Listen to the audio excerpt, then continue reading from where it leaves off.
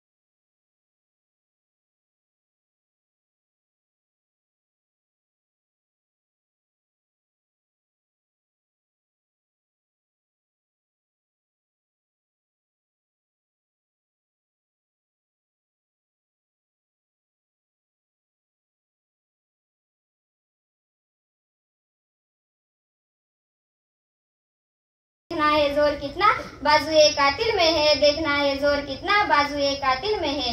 British police अधिकारी John सॅन्डर्स यांच्या हत्येच्या आरोपाखाली भगतसिंग, राजगुरू व सुखदेव या तिघांनाही 23 मार्च 1931 रोजी फाशी देण्यात आली। या फाशीच्या वेळी भगतसिंग, राजगुरू व सुखदेव हे तिघेही इन्कलाब जिंदाबाद, भारत माता की जय असे नारे देत होते।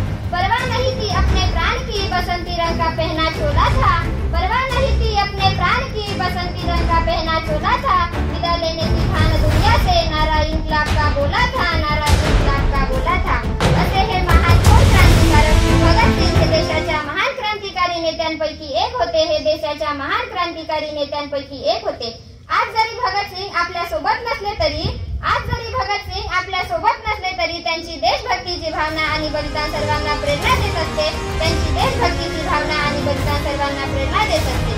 वो था हमारे देश की शान, अंग्रेजों ने सुनाया फांसी का फरमान, वो था हमारे देश की शान, अंग्रेजों ने सुनाया फांसी का फरमान। हंसते हंसते देश के लिए शहीद हो गया, हंसते हंसते देश के लिए शहीद हो गया, सच में वो भगत सिंग था महान, सच में वो भगत सिंग था महान। शेवटी मी जाता जाता इथे बसलेल्या सर्व मुलींसाठी एवढेच म्हणू इच्छिते की अपने हौसले की एक कहानी बनाना, अपने हौसले की एक कहानी बनाना। तुम लड़कियां हो इसलिए भगत सिंह नहीं बन पाओगे तो भी चलेगा, तुम लड़कियां हो इसलिए भगत सिंह नहीं बन पाओगे तो भी चलेगा, लेकिन हो सके तो खुद को झांसी की रानी जरूर बनाना, लेकिन हो सके तो खुद को झांसी की रानी जरूर बनाना।